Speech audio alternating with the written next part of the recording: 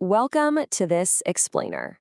Today, we're diving straight into a fascinating and honestly pretty complex sociological paper.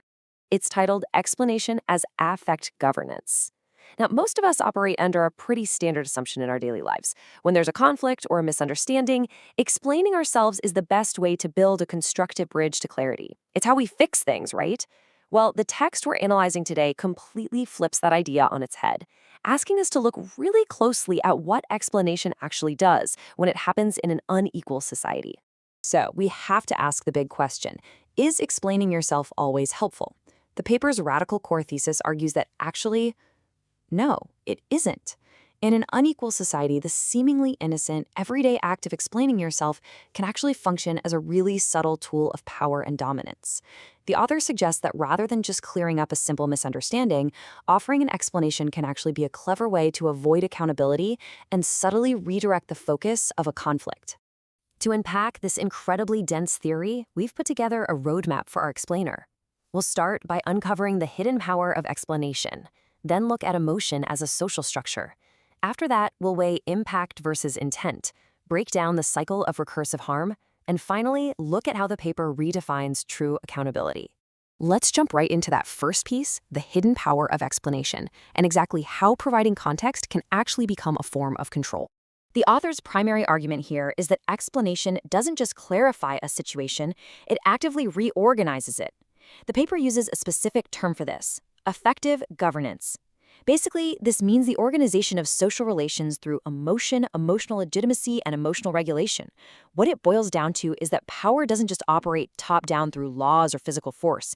It operates relationally, by deciding exactly whose feelings get to set the terms of engagement. It begs the question, who is allowed to be overwhelmed in a conflict?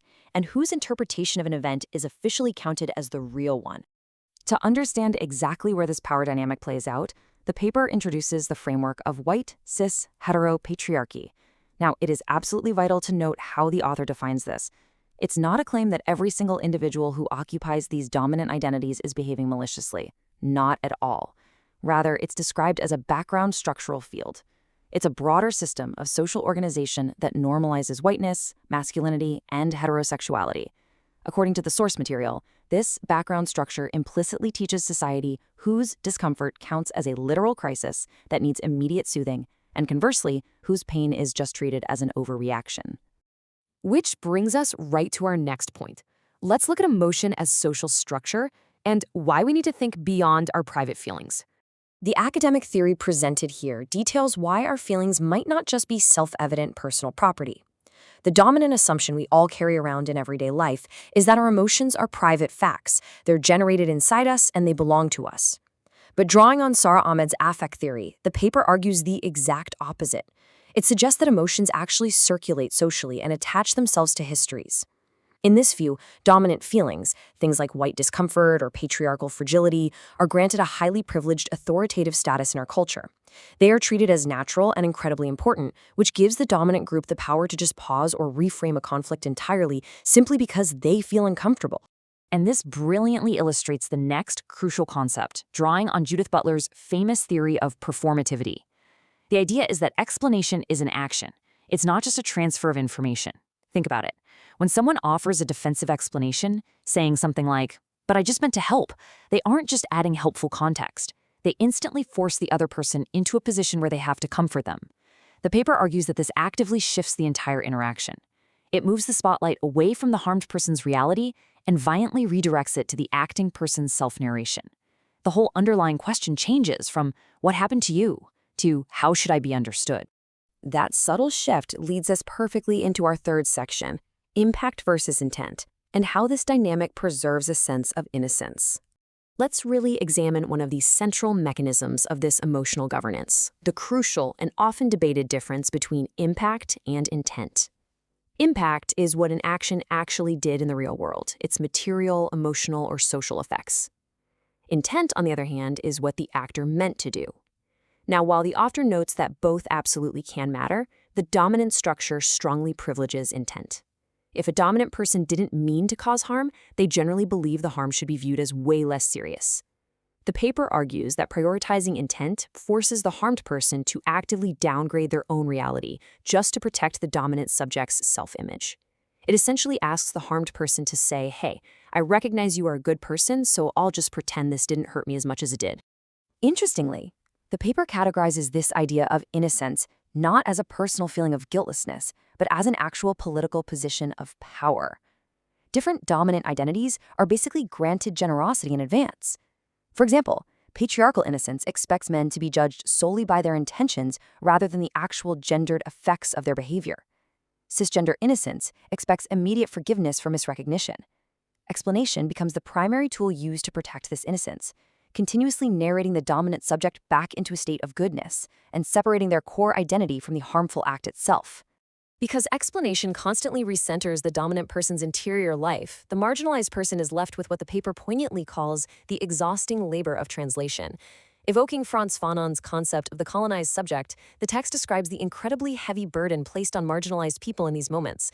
They have to carefully choose their words, meticulously manage their tone, and provide constant emotional reassurance so that the dominant person doesn't get defensive or just withdraw from the conversation altogether.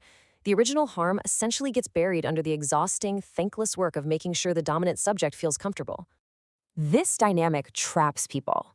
Let's look at how that happens in Section 4, the cycle of recursive harm, and what it looks like when communication becomes extraction. Let's walk through how this builds into an endless loop. A loop where talking things out actually becomes a form of extraction. The text outlines a very specific sequence of recursive harm.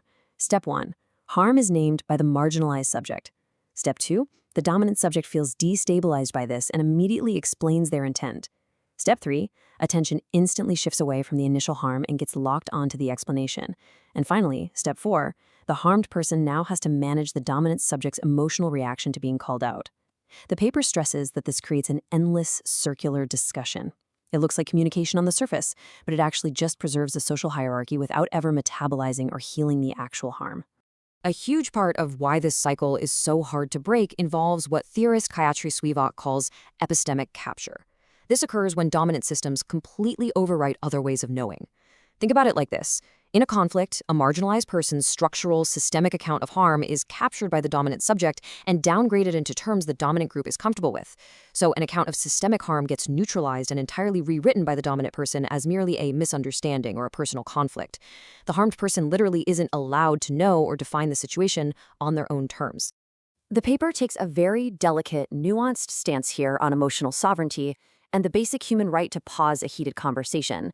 It contrasts a responsible pause, which means naming your need to regulate your nervous system, but committing to returning to the issue, with what it calls relational withdrawal. And the author points out something quite surprising and honestly very relevant about modern culture. Trendy therapeutic language, like saying, I just don't have the capacity for this right now, can actually be weaponized. It gets absorbed into dominant structures to permanently veto accountability. The issue the paper highlights isn't whether someone needs a break. The issue is when that break is used to force the harmed person to hold the unresolved harm all by themselves indefinitely. So how do we possibly get out of this loop? Let's move to our final section, redefining true accountability and establishing a new relational ethic. To break this exhausting cycle, the author proposes a new relational ethic, one that operates completely beyond the control of just explaining things away. The paper gives us 5 requirements for true accountability. First, acknowledgement has to come before explanation. You have to let the harm stand on its own first without caveats. Second, impact absolutely must remain the central focus, not intent. Third, the dominant person's defensive emotions must be situated and acknowledged, but not made the center of the entire process. Fourth, explanation should only ever be used if it actively aids repair. And finally, repair requires changed conditions, altered behavior, or new boundaries. It cannot just be words. True repair is the transformation of the relational field itself, not just restoring the dominant subject's self-image. I really want to conclude this explainer with an incredibly powerful quote straight from the text. The author writes, "It would be a world in which the question, 'Can you understand me?' no longer overrides the question, 'What did this do to you?' It challenges us to completely rethink the very fabric of how we communicate with each other. So I'll leave you with this provocative thought to chew on. In your own conflicts, when you rush to explain yourself, are you actually trying to heal the harm that was done? Or are you secretly just trying to protect your own innocence? Thanks so much for learning with me today, and keep exploring.